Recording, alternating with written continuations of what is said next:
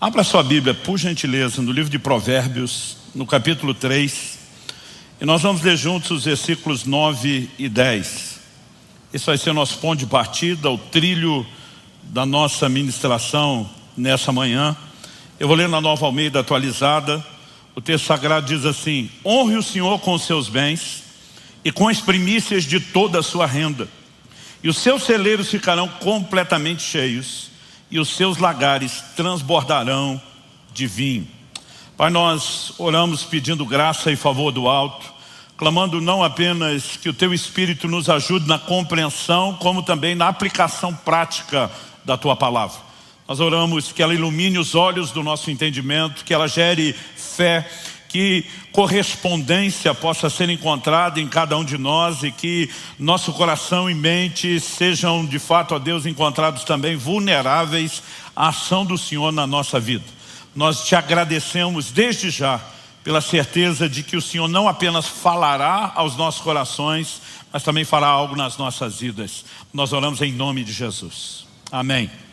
Bom, durante muito tempo ouvi pregadores usar esse texto de Provérbios 3, versos 9 e 10, para nos encorajar na hora da contribuição, quase como que sugerindo: olha, sua contribuição dará resultados, te fará prosperar.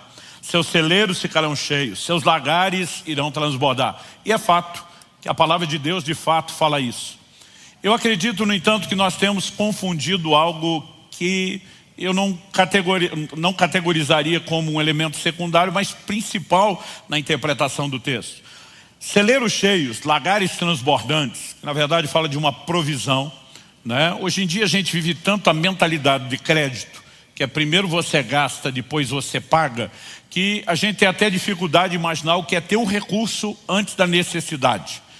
E durante muito tempo, olhando para esse texto, que é uma promessa ousada, não fala necessariamente sobre riqueza, mas fala de provisão antes da necessidade, eu vejo que as pessoas têm confundido propósito com consequência.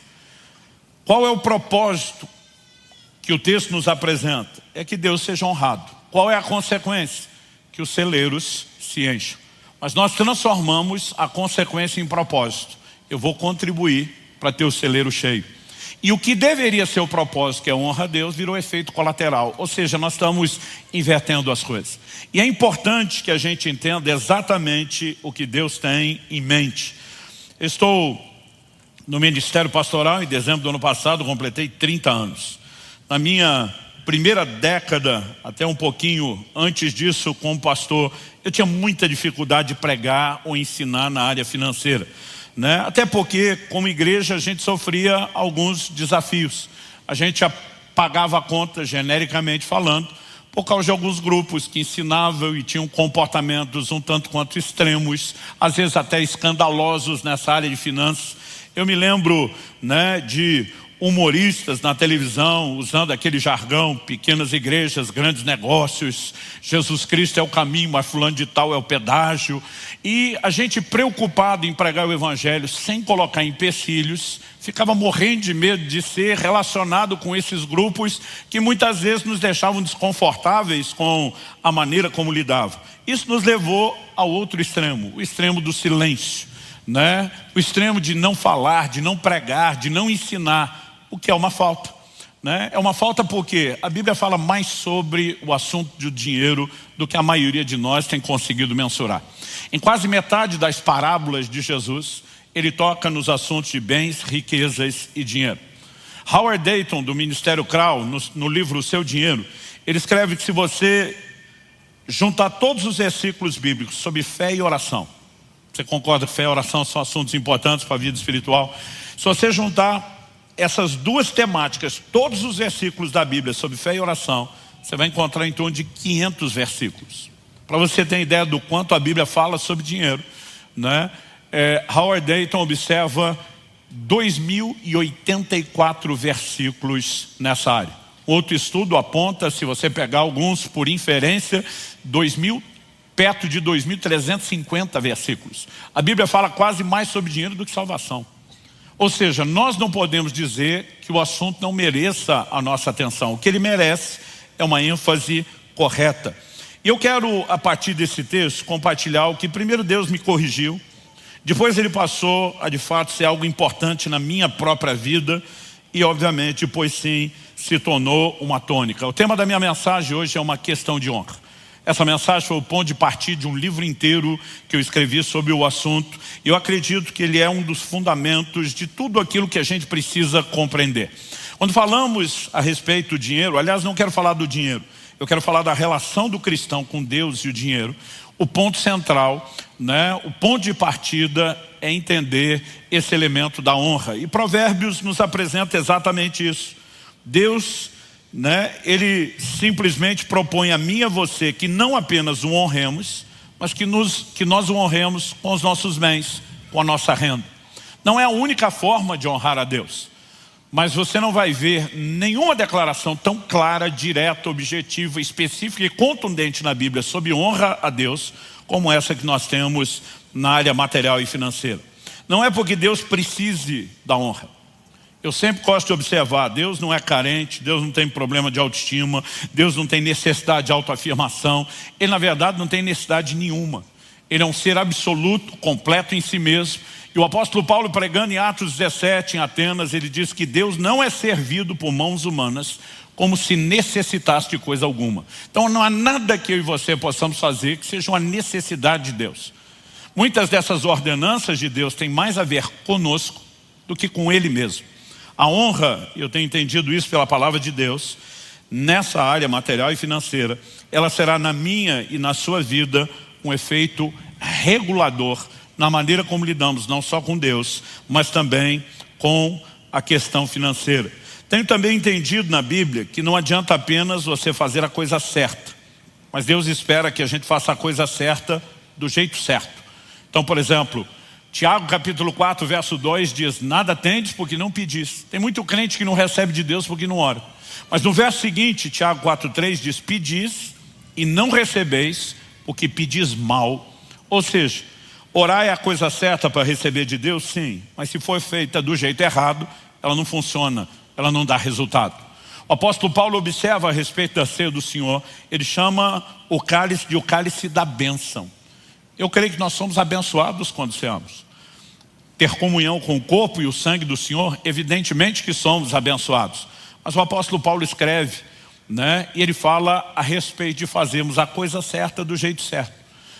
E diz: examine-se o homem a si mesmo, e assim coma do pão e beba do cálice. Porque diz: aquele que come e bebe de modo indigno vai ser julgado. Ou seja, fazer a coisa certa para ser abençoado, que é cear, mas fazê-la do jeito errado, não vai funcionar.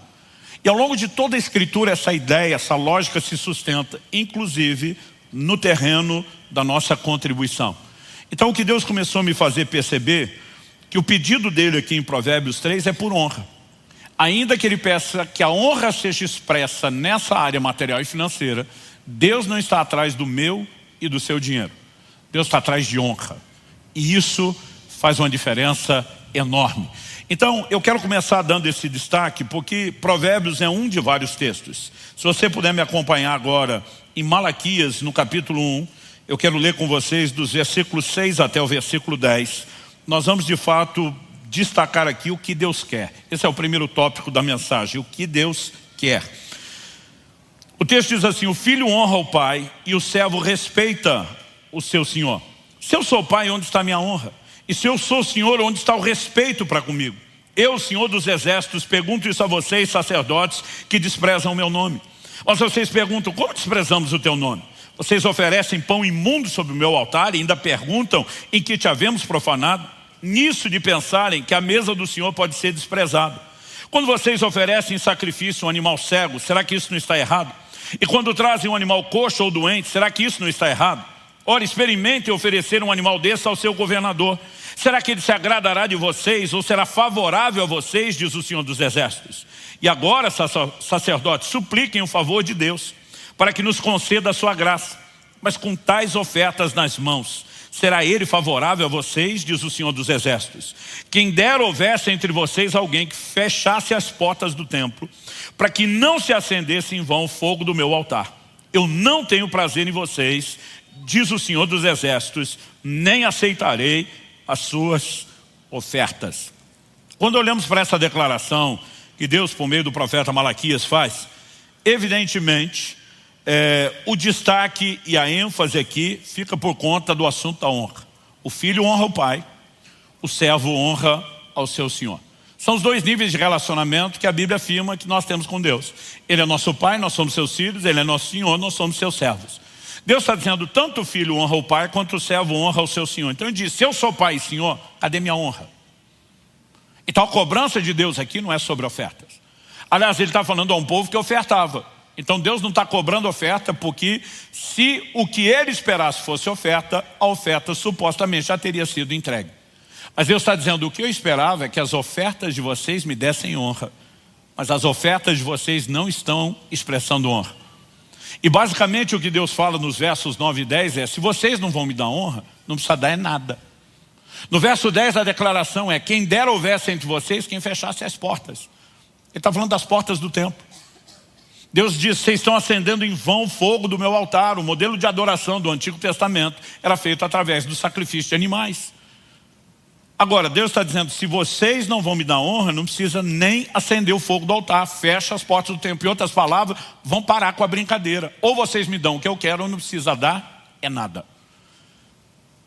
E esse foi o ponto de partida, onde Deus começou a me corrigir já há mais de 20 anos atrás.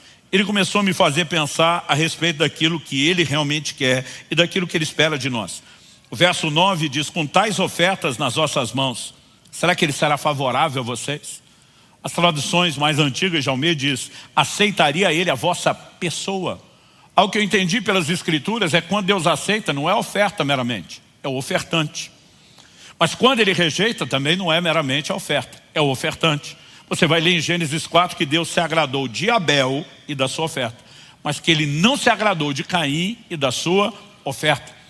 Então, o assunto das ofertas envolve não só a maneira como Deus nos olha, como Deus nos trata, mas envolve também uma expectativa específica.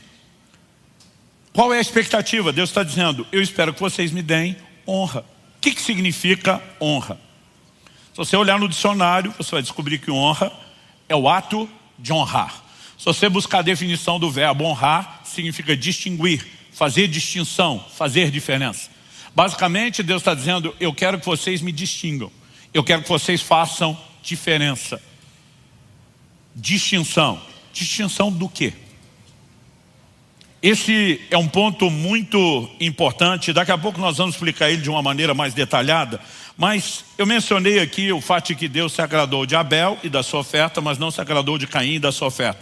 Se o que Deus quisesse, se o interesse dele fosse na oferta, então supostamente qualquer oferta estaria boa. Porque a gente teria atendido o que Ele quer. O Senhor quer oferta, a oferta foi dada, o Senhor conseguiu o que queria. Mas quando você vê gente como Caim ofertando e Deus não aceitando a oferta, é evidente que Deus está dizendo o quê? Eu nunca quis a oferta. Eu queria a forma correta de você entregá-la. Aliás, é exatamente isso que a gente lê em Gênesis 4, se você puder me acompanhe. Dos versos 3 a 7 a gente lê assim, aconteceu que no fim de um certo tempo, Caim trouxe do fruto da terra uma oferta ao Senhor. Abel, por sua vez, trouxe das primícias do seu rebanho e da gordura desse. O verso anterior diz que Abel era pastor de ovelha, mas Caim, seu irmão, era lavrador. O texto continua e diz, o Senhor se agradou de Abel e da sua oferta, mas de Caim e da sua oferta não se agradou. Caim ficou muito irritado, fechou a cara. Então o Senhor lhe disse, por que você anda irritado? E por que essa cara fechada? Se fizer o que é certo, não é verdade que você será aceito? Mas se não fizer o que é certo, eis que o pecado está à porta, à sua espera. O desejo dele será contra você, mas é necessário que você o domine. Quando Deus diz, se fizer o que é certo, obviamente o certo não era meramente ofertar, senão a oferta teria sido aceita. Deus não está falando do que foi feito, Deus está falando do como foi feito. E qual a diferença entre a oferta de um e a oferta de outro? Bom, o texto pontua que Abel entregou das primícias do seu rebanho. O que a palavra primícia significa? Os primeiros frutos. Isso significa que enquanto pastor de ovelhas, o resultado, o fruto do seu trabalho era a multiplicação do rebanho. Quando as primeiras crias nasceram, em vez de comer, de usufruir do rebanho, ou meramente armazenar, dizer estou acumulando, aumentando o patrimônio, Abel vai e toma dos primeiros frutos e sacrifica ao Senhor. O que é que ele está dizendo para Deus? O Senhor primeiro, eu por último.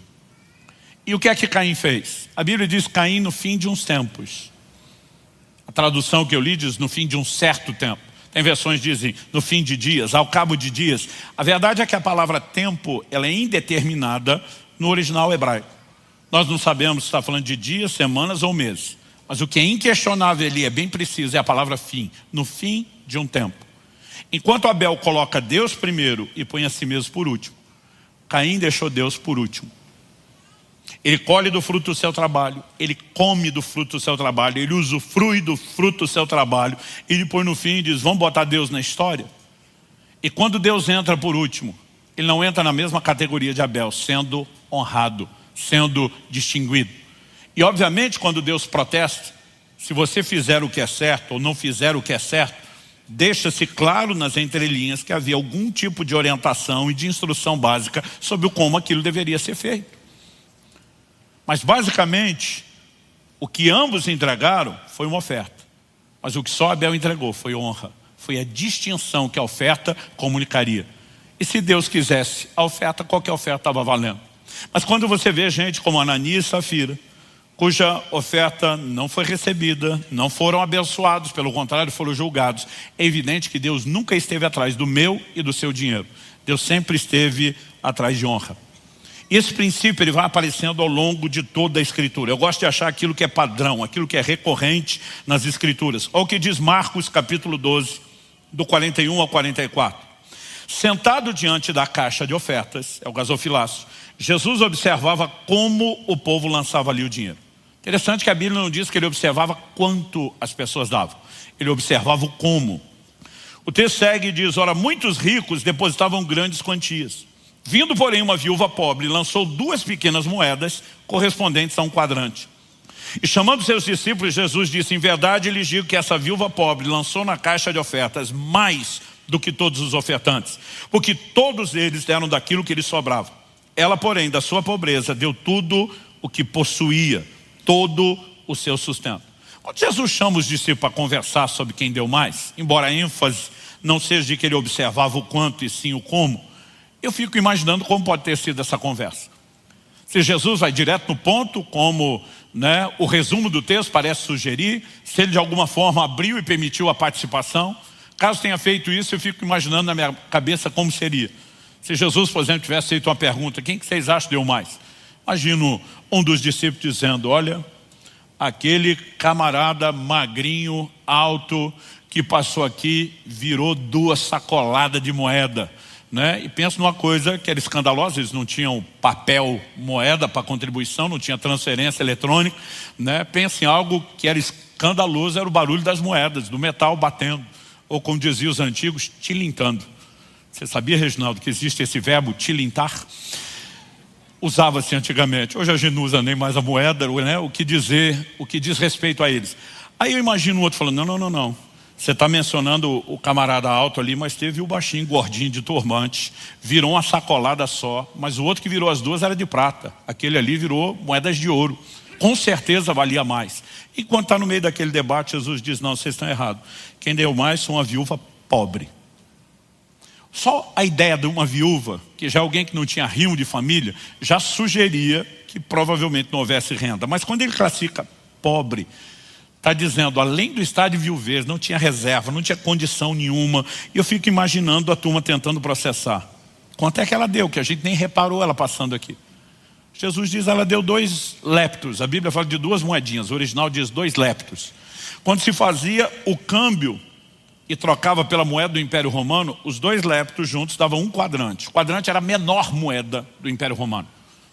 Ou seja, na perspectiva contábil, não tem como dizer que essa mulher deu mais, porque a Bíblia diz que os ricos deram grandes quantias. Mas esse é justamente o ponto. A forma como a contabilidade do céu funciona é diferente da nossa. Na nossa, normalmente, nós estamos pontuando o valor e a quantidade de acordo com a moeda corrente. A forma como o céu pontua as nossas dádivas não é baseada nessa moeda terrena. A moeda do reino de Deus é a honra. E Jesus está dizendo, essa mulher deu mais honra do que os ricos. Por quê? Jesus disse que os ricos agiram como Caim. Os ricos deram do que lhes sobrava. Então o camarada ganhou, gastou, fez tudo que queria. Depois no final olhou para trás e disse, sobrou, dá para Deus.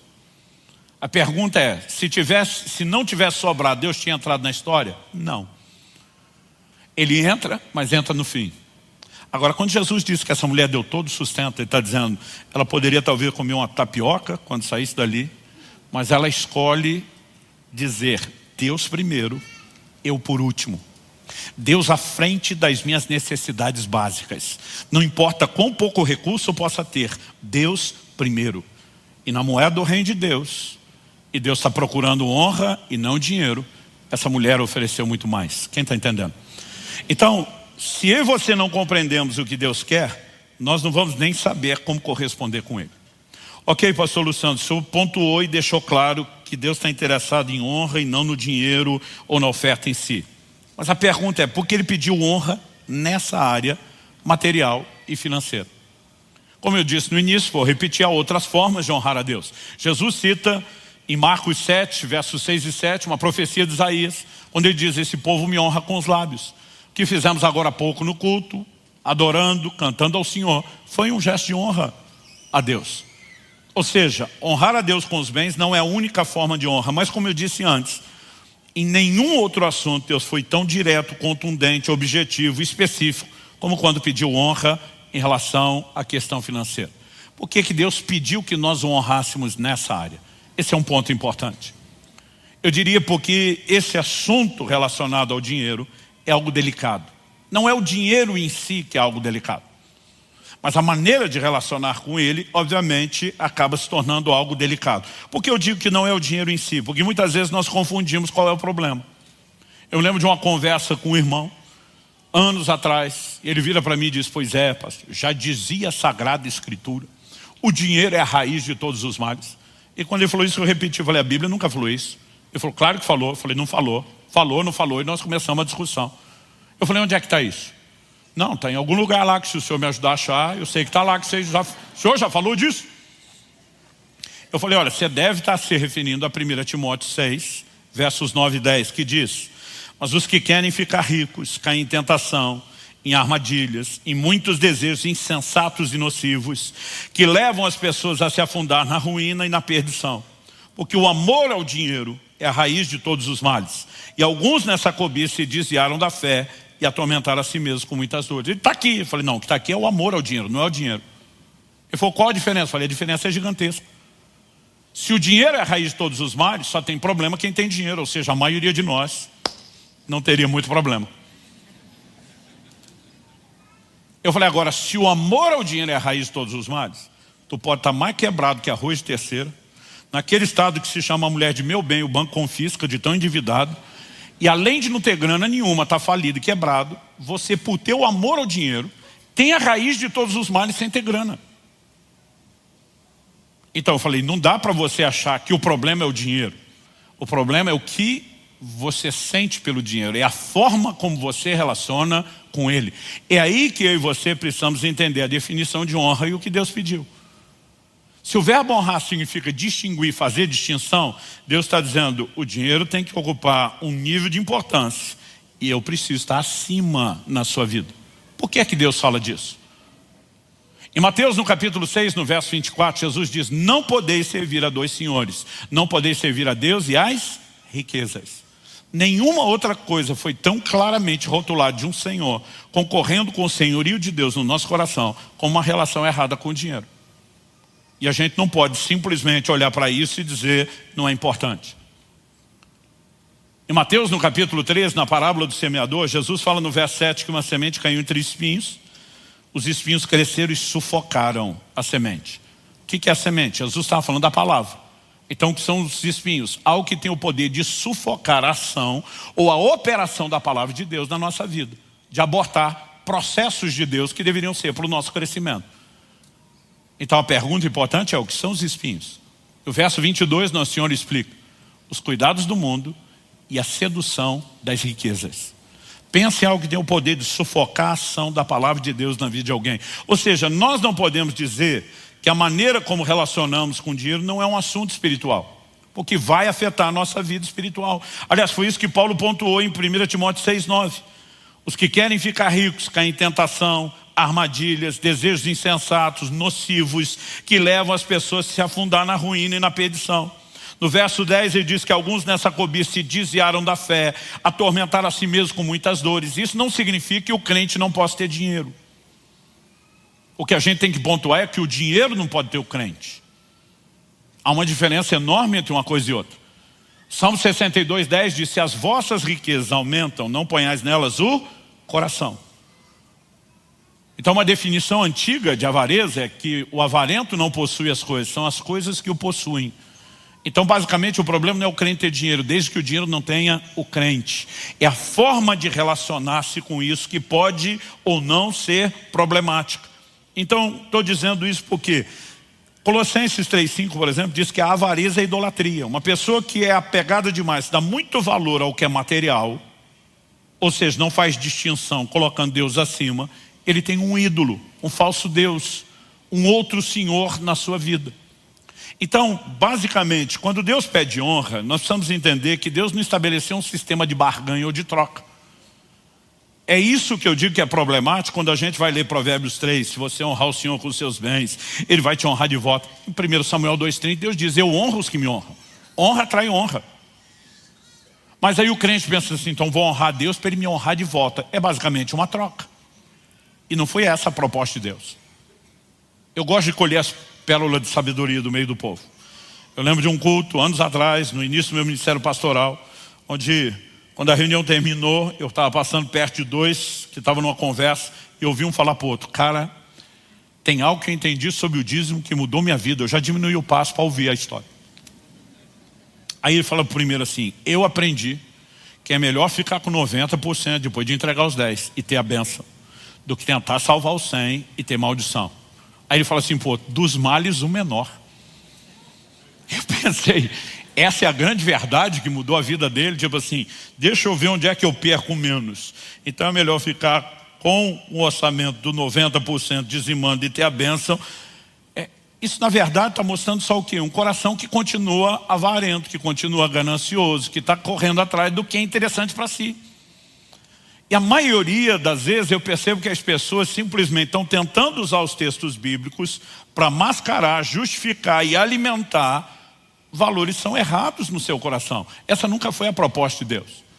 Deus não está dizendo: olha, se você me der um pouco eu te dou muito mais de volta. Seria o melhor negócio do mundo. Ah, pastor, mas ele não prometeu que se nós dessemos ele daria? Sim, nós temos essas promessas, mas nós precisamos entender a respeito de que elas falam. Basicamente eu entendo Deus dizendo o seguinte: se você me colocar acima e não deixar que o dinheiro concorra com o meu lugar, e o seu coração estiver blindado contra a avareza, de modo que o dinheiro não seja mais um problema, um concorrente, então eu posso confiar mais disso a você, sem que seja uma desgraça na sua vida. Dá para entender a diferença? Deus está falando de um coração correto.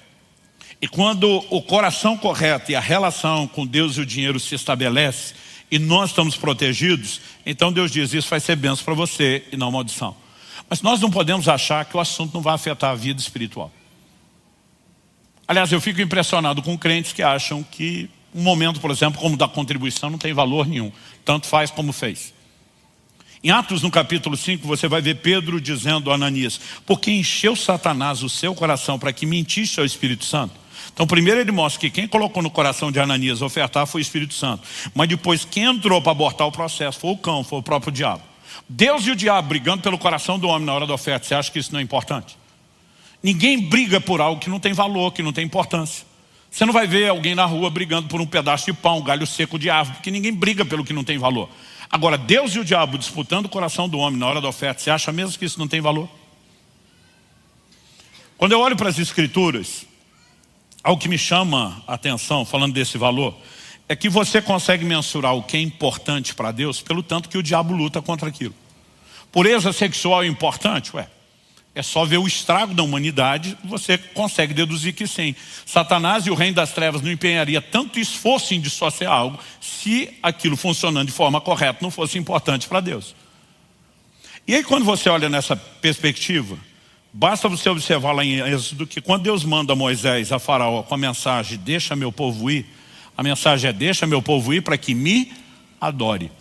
Qual o propósito final da redenção? Adoração. A nossa conexão de intimidade com Deus. Qual é a primeira reação de Faraó? E Faraó na tipologia bíblica é uma figura de Satanás. Ele que mantinha o povo, que viria a ser o povo de Deus, depois da Páscoa, ele que mantinha esse povo escravo. O Novo Testamento pontua que Jesus é o nosso Cordeiro Pascal. E assim como aquele povo sai da escravidão de um tirano e passa a ser o povo de Deus por causa da morte do Cordeiro, eu e você também deixamos de pertencer ao reino das trevas, deixamos de estar debaixo do controle de Satanás para sermos povo de propriedade exclusiva de Deus. O paralelo é muito claro. Então quando Moisés chega com a mensagem, deixa meu povo ir para que me adore, a reação inicial do faraó é, vão adorar coisa nenhuma. Assim como Satanás não quer ninguém adorando a Deus. Mas quando as pragas começam dizendo, você vai ter que se dobrar, Faraó começa uma negociação e ele apresenta 4 contrapropostas a Moisés, uma após a outra.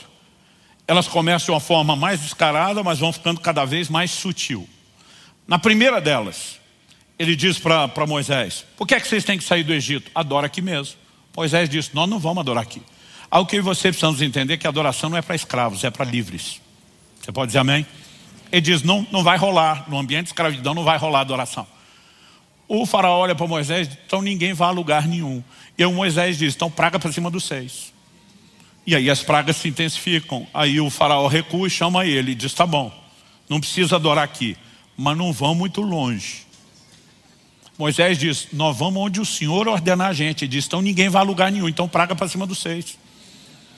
Daqui a pouco ele chama Moisés para a negociação e vem com outra proposta. Então tá bom, não precisa adorar aqui, nem perto. Mas ele pergunta, quem é que vai? Moisés diz, como quem que vai? Vai todo mundo. O faraó diz, não, os homens podem ir, mulheres e crianças ficam. Moisés diz, vai todo mundo. O faraó diz, então não vai ninguém. Então praga para cima dos 6. Aí qual é a última contraproposta? O faraó diz, tá bom, pode adorar, não precisa ser no Egito, não precisa ser por perto, pode ir todo mundo. Mas aí o faraó fala assim, mas os rebanhos ficam. É nessa hora que você vai ver a indignação que Moisés não manifestou antes. Eu brinco que Moisés, o estilo do carioca da Baixada, ele diria, o quê? Eu amo esse agudinho dos carioca. Caraca, maluco. Né? O quê? Ele diz, não vai ficar uma unha para trás. Por que Moisés está tão indignado na última contraproposta? Elas vão se tornando cada vez mais sutis e parecem não ser importantes, mas são. Então pensa comigo.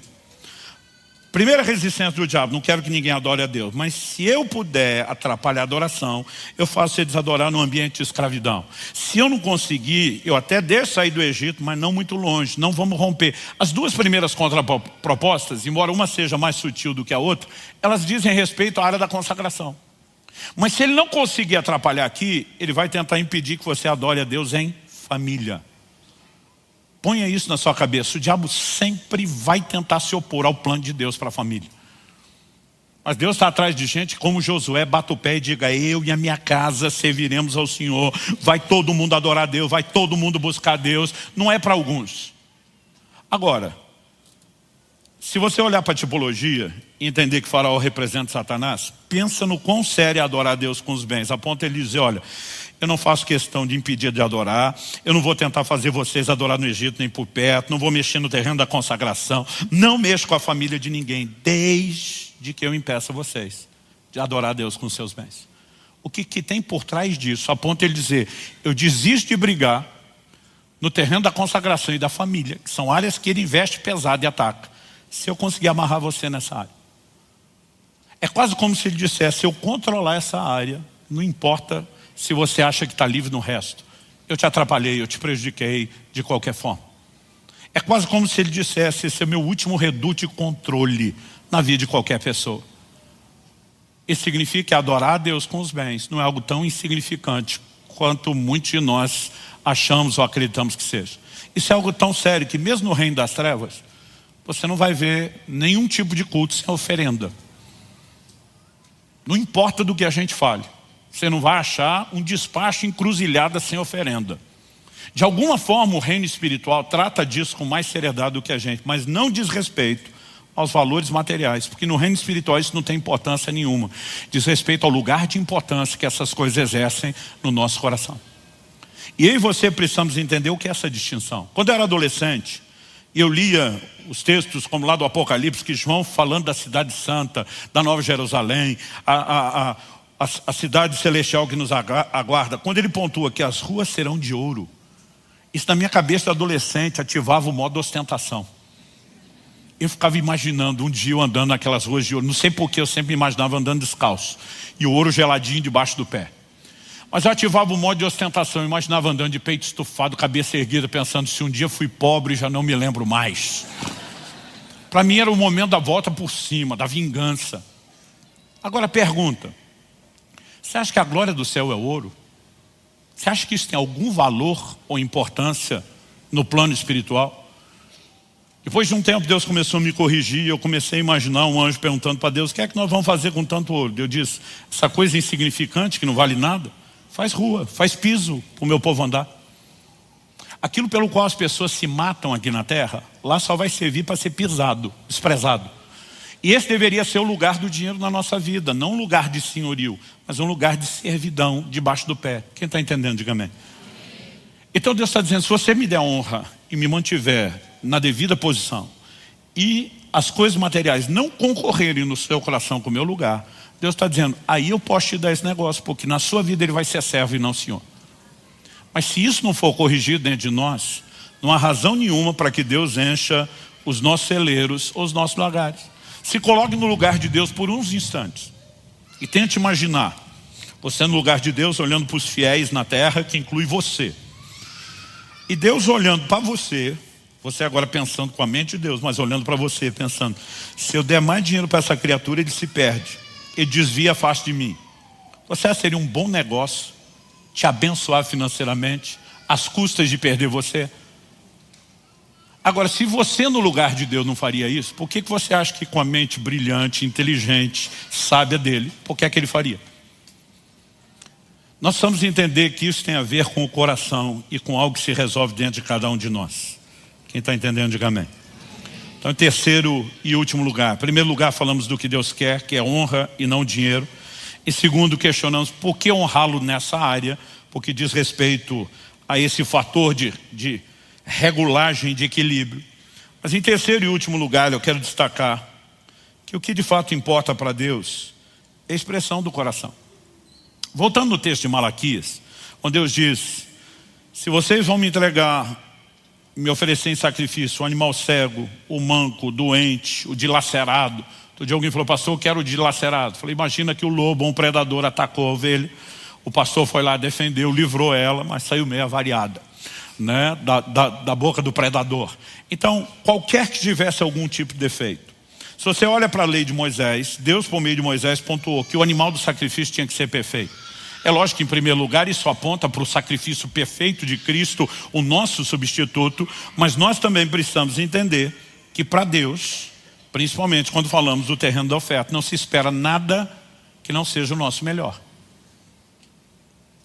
E quando você pontua isso, a pergunta a ser feita é: por que esses judeus, que Deus por meio de Malaquias está confrontando, por que é que eles iriam oferecer a Deus o animal doente, o manco, o cego, o dilacerado, em vez de um animal perfeito que foi requisitado ou determinado por Deus? Outro dia alguém falou: era um bando de desviado que não estava nem aí com Deus. Eu falei: se não tivesse nem aí com Deus, não ofertava nada. É gente que de alguma forma está dizendo: Deus pediu, nós temos que entregar, mas eles estão reavaliando o que será entregue. A pergunta é: por quê?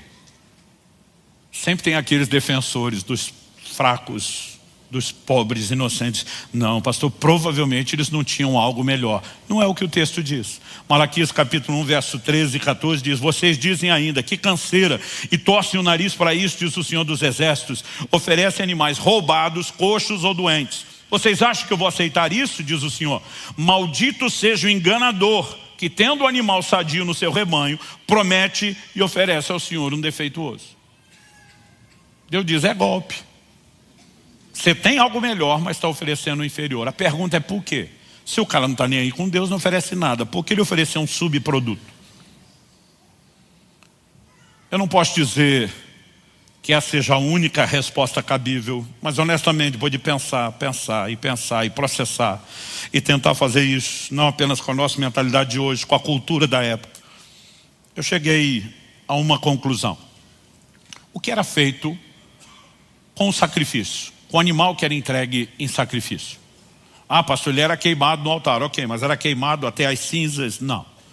Em primeiro lugar, ele era levado ao sacerdote. Havia um rito e um protocolo. O sacerdote não só tinha a forma correta de matar, escorrer o sangue, mas ia esfolar, tirar o couro, limpar. Quando ele era colocado no altar, o que era o altar? Uma churrasqueira, gente, com grelha e tudo. A gordura queimada era do Senhor, mas a carne era de quem? Uma parte era do sacerdote da sua família, a maior parte da carne era do ofertante, que comia com a sua família. Então aquilo virava churrasco. Eu sei que falo isso antes do almoço, a cara de alguns já se ilumina. Virava churrasco. E quem comia? A maior parte, a família do ofertante. 1 Samuel capítulo 1 fala de Eucana, o pai de Samuel.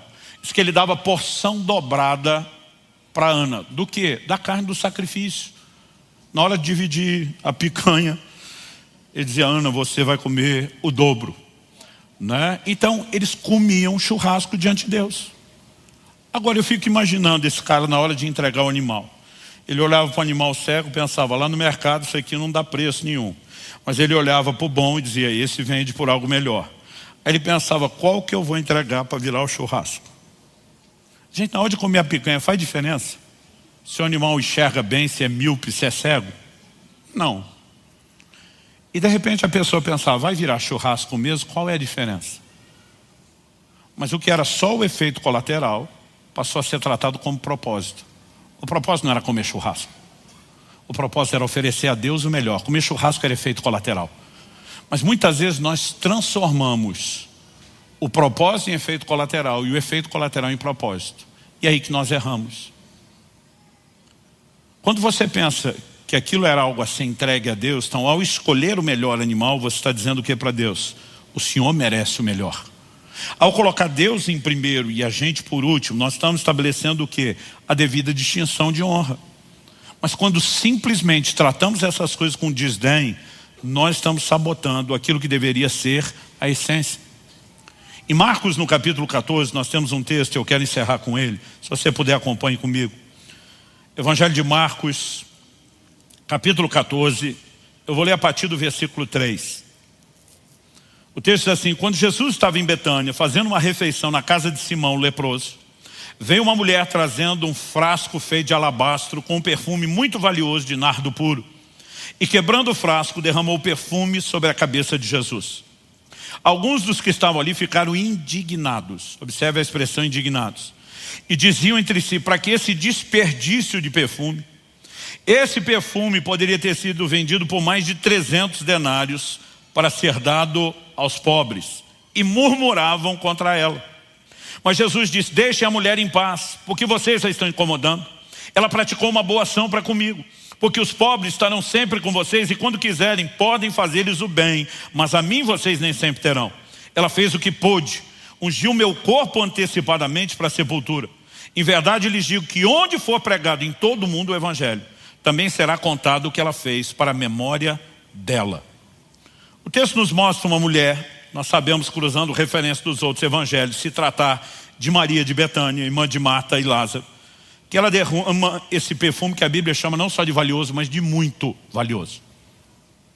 Quando ela derrama o perfume, ela não só estragou o perfume, no sentido, né, de dar fim a ele, a turma classificou aquilo de um desperdício, como ela não deixou aproveitar nem o frasco, o vaso que ela de alabastro, ela também quebrou.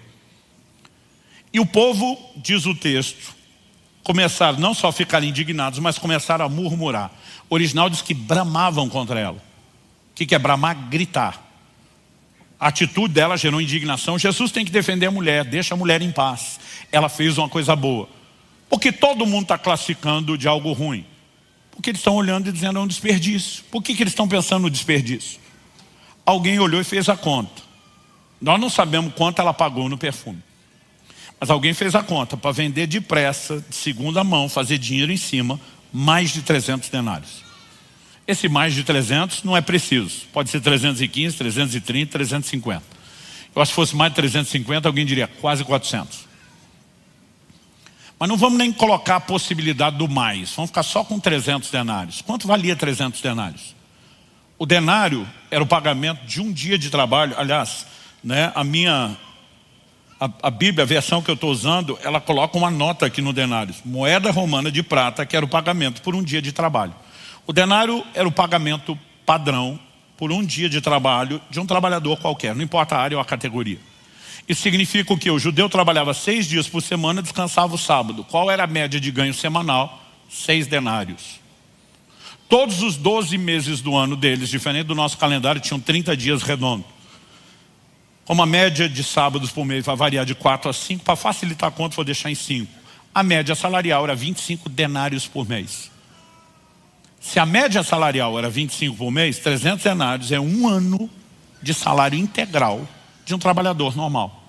Então tenta imaginar a sua renda, não importa o tamanho dela, não mensal, mas anual. E você simplesmente bota esse valor no perfume. Os caras olham aquela mulher pegando um ano de renda e jogando fora. Estão dizendo, dá para fazer isso, dá para fazer aquilo. Porque todo mundo está pensando no que o perfume custearia. Quais os projetos que ele bancava. E aí você precisamos entender que para Deus, oferta pode até ter um efeito colateral de bancar bons projetos, mas esse nunca foi o propósito.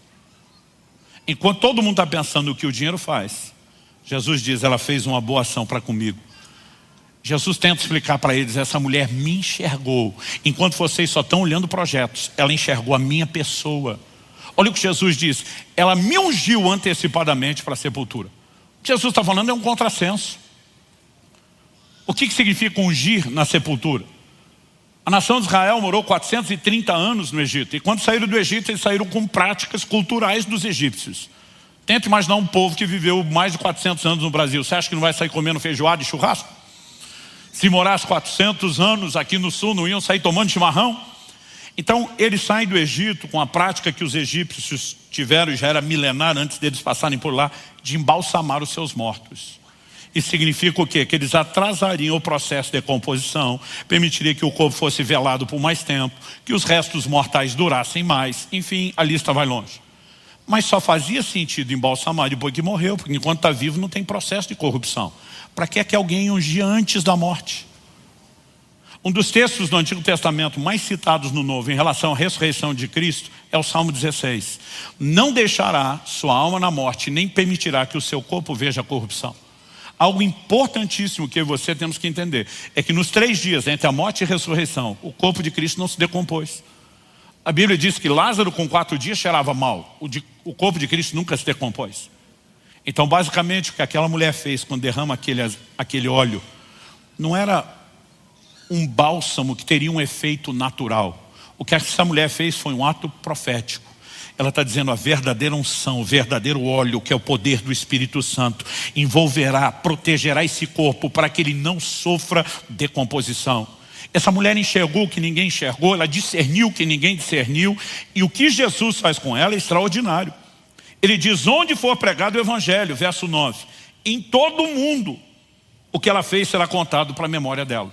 Então Jesus estava dizendo, em todos os lugares, todas as gerações, todo mundo vai saber o que essa mulher fez. Só para aprender com ela? Não, era mais do que isso. Jesus disse para a memória dela. Jesus imortalizou Maria de Betânia pelo seu ato. E diz, ela será lembrada em todos os lugares, em todas as gerações, pelo que ela fez. Quem mais você viu Jesus honrar dessa forma? Agora, se a gente seguir a lógica de 1 Samuel 2,30, eu honro os que me honram, e ele honrou essa mulher dessa forma, ele se sentiu muito honrado por ela. Eu lembro quando Deus começou a tratar desse assunto comigo, lá por 2001. Eu estava meditando nesse texto. E disse, por que você acha que o povo ficou tão indignado? Eu falei, é um bando de ignorantes que não entenderam o que essa mulher entendeu. E o Senhor falou no meu coração, disse, é fácil você falar isso hoje. Conhecendo o texto, o desfecho, o ensino. O Espírito Santo falou comigo, se você estivesse lá, teria feito a mesma coisa. Eu fiz minhas palavras de Pedro, de modo nenhum, Senhor. Eu não. Ele falou a segunda vez, se você estivesse lá, teria feito a mesma coisa. Eu falei, não. Eu não sei de onde a gente tira a ideia de que pode discutir com Deus. Ele está sempre certo. A gente tem que ser de um nível de teimosia impressionante. Quando eu falei pela terceira vez, de modo nenhum, eu não, eu tive uma visão. E eu não sei explicar exatamente o que aconteceu, mas eu assisti um filme dentro da minha cabeça. Eu pedi o controle, alguém entrou com o script, com as cenas, e aquele desenho, aquele filme passou claro da minha mente. Eu estava num culto. E a cena que eu via na época era do prédio da igreja de Guarapuava, onde era pastor na ocasião. É como se alguém pegasse uma câmera filmadora e filmasse do alto, enviesado assim, da esquerda para a direita. A diferença é que aqui nós temos um retângulo que está de lado. Lá, na época, o retângulo era de comprido, um pouco menor do que esse também. Mas eu via uma cena de um culto, que era o que a gente chamava o culto domingo, casa cheia. O povo na adoração. Era um negócio assim que eu não consigo descrever para você, porque a visão, falando na linguagem dos técnicos de som aí, era multicanal. Eu conseguia ouvir a oração que um está fazendo, o grito de louvor do outro, né? E esses sons não se misturavam. Eu estou acompanhando aquilo de uma forma impressionante. E aí eu percebo na visão que alguém vem pelo corredor central descendo.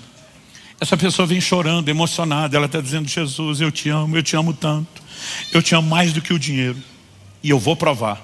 Aquilo chamou minha atenção. A igreja estava num momento de desafio, a gente estava na iminência de tomar uma decisão administrativa de interromper uma obra, uma construção por falta de recurso. Quando o cara diz: eu te amo mais do que o dinheiro, vou provar, minha vontade é dizer: prova mesmo, duvido. Aquilo chamou minha atenção. E ele vem descendo, e ele chega à frente. Só que eu estou vendo do alto, como fosse da filmadora, e eu também estou dentro da visão. Eu não só acompanho o que está acontecendo de fora, mas eu tenho a percepção de mim dentro da visão, que é a minha percepção limitada só do que acontece à volta. E eu percebo a hora que ele passa por mim e vem à frente, se ajoelha. Era uma noite fria, estava usando um casaco diferente. E eu lembro quando eu ajoelho, ele simplesmente chorando ali, quebrantado, ele diz: Jesus, eu te amo tanto, eu te amo mais do que o dinheiro, eu vou provar.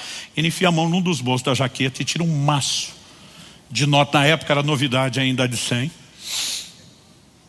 E a minha cabeça dispara a fazer a conta. Quantos milímetros tem a nota, quantas notas cabem no maço, vezes 100. E eu já começo a dar glória a Deus. Porque ele joga aquilo e fala: eu te amo mais do que o dinheiro, eu vou provar. Eu ainda estou tentando chegar ao resultado da conta. Ele enfia a mão no bolso, tira um segundo maço, joga em cima do primeiro. Se para o primeiro eu estou dando glória, para o segundo já estou dando aleluia. Eu estou pensando: nós vamos terminar essa obra. E ele continua ali chorando, não sei de onde são o terceiro maço. Eu já estou quase falando em línguas. E aí, enquanto chora, ele bota a mão no bolso. Ele diz: eu te amo mais do que o dinheiro, eu vou provar. E ele pega um vidrinho sem rótulo, abre, começa a jogar um líquido. E eu que estou atrás dele na visão, sinto cheiro de álcool. Não é culto de libertação. Zé Pilinta não pegou ninguém, mas está cheirando álcool. E aí ele enfia a mão no outro bolso e tira uma caixa de fósforo. E diz: eu te amo mais do que o dinheiro, eu vou provar. E minha cabeça faz equação. Dinheiro é de papel, álcool em cima, fósforo, eu te amo. Quando eu entendo o que ele vai fazer, você sabe como terminou a visão? Eu, que estava lá dentro da visão, voei no pescoço dele. Antes dele riscar o fósforo. Eu ainda estou rolando com ele, a visão sumiu. E o Senhor falou comigo: se você estivesse lá, teria feito a mesma coisa. Se a sua leitura do que essa mulher fez fosse desperdício, você teria atacado, você teria impedido, você teria parado. E naquela visão contemporânea, eu percebi o que é que ele estava falando. A maioria de nós acha que o valor de uma oferta é o que ele financia, é o que ele custeia. Mas para Deus nunca se tratou de projetos, e sim de um lugar de importância no coração. Quem está entendendo? Então, muito mais, eu não estou dizendo que a gente não deva ter sabedoria no uso de recursos em relação aos projetos. Mas eu estou dizendo que para Deus isso nunca foi o ponto principal. Aliás, é isso que nos leva às vezes a investir em determinados projetos e outros não. A gente diz: isso vale a pena, isso não vale a pena. E nós estamos fazendo por projetos o que deveríamos estar fazendo pelo Senhor. Quando nós começamos a entender que no final das contas é uma questão de honra, a maneira de lidar com o dinheiro muda, não é só na hora da contribuição. Por que eu e você devemos ser honestos nas nossas finanças? Por que a gente deve andar em integridade? Por que nossos ganhos não devem ser ilícitos? Por que nós não vamos mentir para ganhar dinheiro, ou lesar, enganar alguém para ganhar dinheiro? Porque mamon não pode ser mais importante para mim ou para você do que Deus e os princípios que Ele estabeleceu. Por que é que nós vamos nos preocupar com o pobre e o necessitado? Provérbios 19:16 diz: o que se compadece do pobre empresta ao Senhor, e esse lhe retribuirá o benefício. Quando você olha para o necessitado e põe recurso nele, Deus está olhando dizendo: quem queria cuidar dele sou eu. Se você financiou o meu interesse, eu estou em dívida com você, sou eu que vou honrar você. Quando você lembra de Jesus dizendo: dai a César o que é de César e a Deus o que é de Deus, e vale lembrar isso nesse início de ano, quando está chegando a hora de declarar o imposto de renda. Por mais que você não consiga, outro dia um falou: pastor, a Bíblia diz que Deus ama o que dá com alegria. Para ele eu dou com alegria, para César eu não dou não. Eu falei: ok, ele não mandou dar para César com alegria, mas ele mandou dar. O que César vai fazer vai responder a Deus. Mas se eu e você entendemos o que é honrar a Deus, a gente não vai dar jeitinho em área nenhuma. Nós vamos nos conservar dentro dos princípios dele, o tempo todo dizendo: é para o Senhor, é por causa do Senhor. Isso muda completamente a maneira como lidamos com o dinheiro em todas as áreas. E se essa área é subjugada, e o senhorio de Deus se manifesta no meu e no seu coração, nós não apenas vamos romper no plano espiritual, mas em consequência Deus diz: eu posso derramar bênção financeira à vontade, porque eu não vou perder você. Quem está entendendo, diga amém. Então o cerne de toda a relação do cristão com Deus e o dinheiro continua sendo uma questão de honra. Feche seus olhos por um instante. Pai, nós te pedimos a capacidade de entender, não só no nível da razão meramente humana e mental, e não só aqui e agora. Nós oramos que aquilo que o Senhor começou não apenas continue depois do culto, mas cresça, possa se expandir em termos de percepção e discernimento dentro de cada um de nós. Nós oramos pela capacidade não só de entender os valores da Tua palavra, mas de corresponder contigo.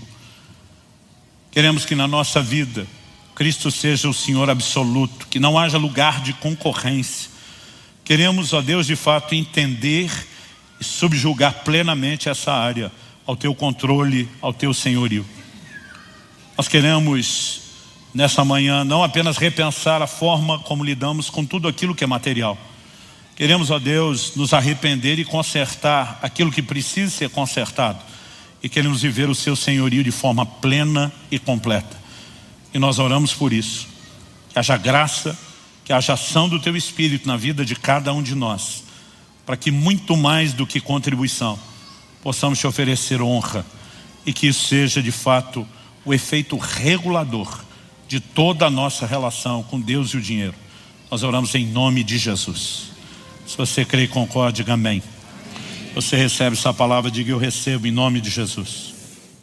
Nós vamos passar agora ao ministério da palavra. Nas últimas semanas tivemos uma ênfase nas ministrações aqui ligadas à questão dos sonhos.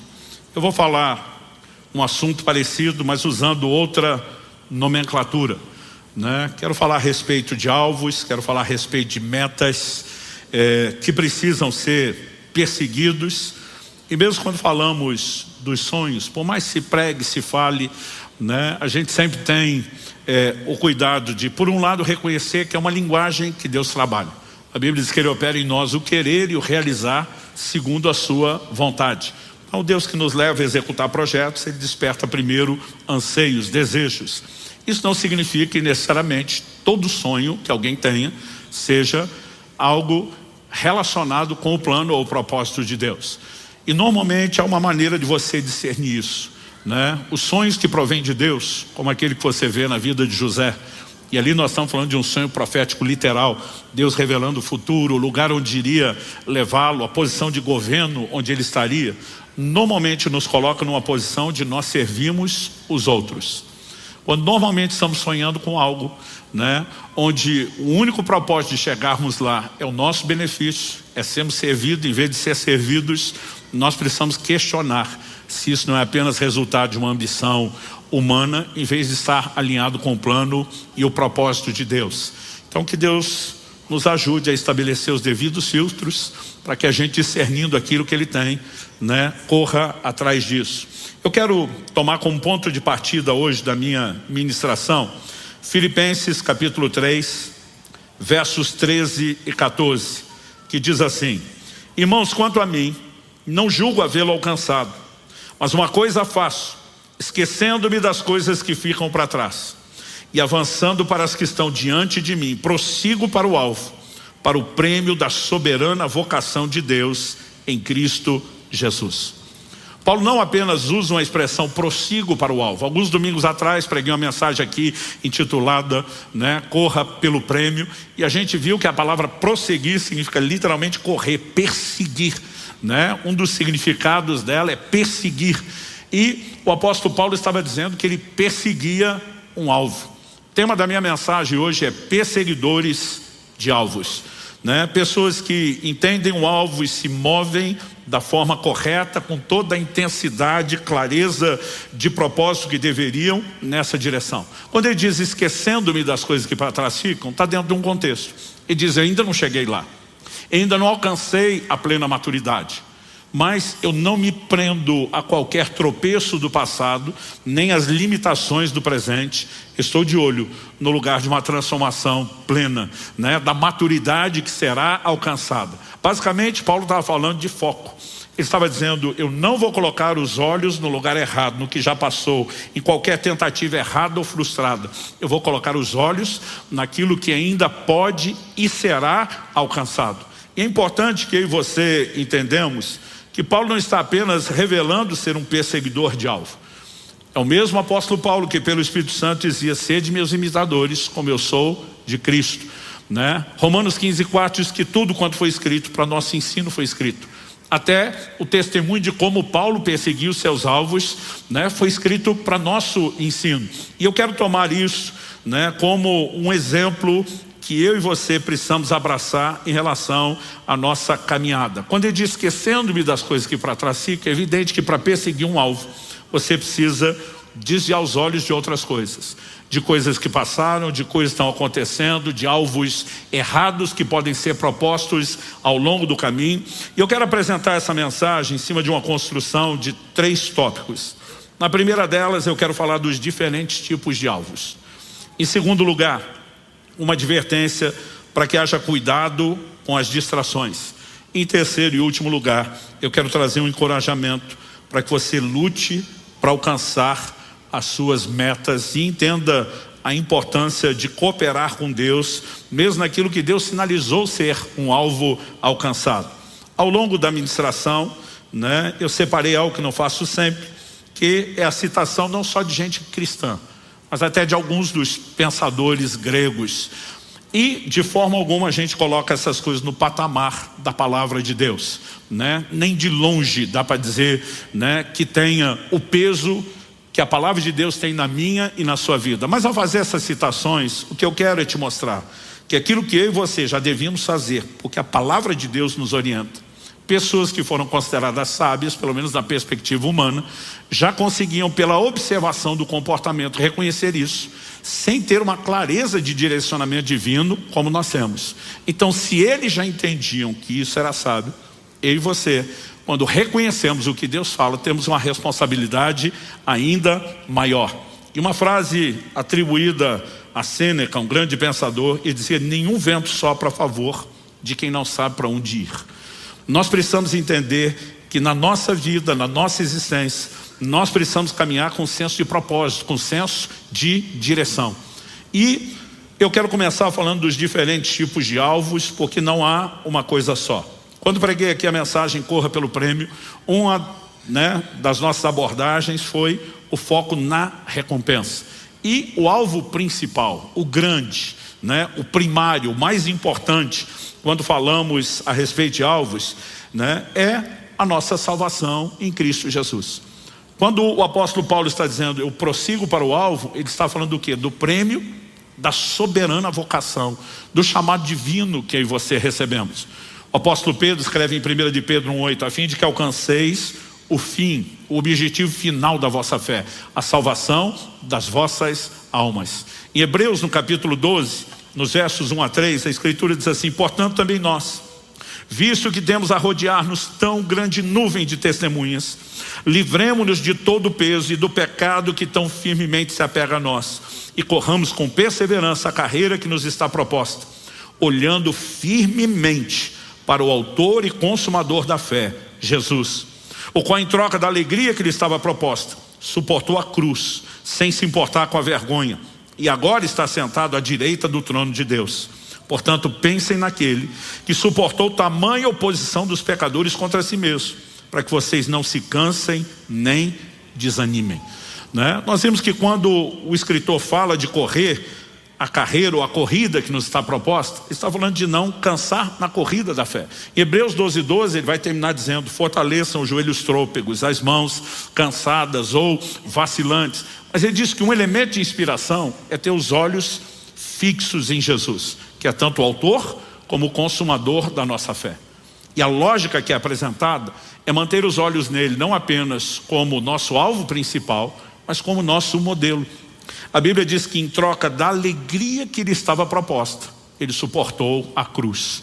Basicamente, não importa o nível de sacrifício que se faça agora, a recompensa que vem depois, ela vai valer a pena. E diz: agora está sentado à direita do trono de Deus, foi exaltado, né? Alcançou a sua recompensa. Então ele diz: fiquem de olho naquele que suportou tamanha oposição dos pecadores, para que vocês não se cansem, não se desanimem. Em outras palavras, possam suportar também qualquer adversidade e não negociar o alvo principal.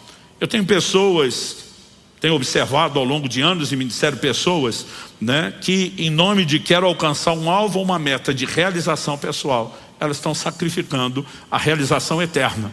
Estão comprometendo a sua própria salvação. Então, evidentemente, nós não podemos falar de perseguir alvo sem começar pelo alvo primário.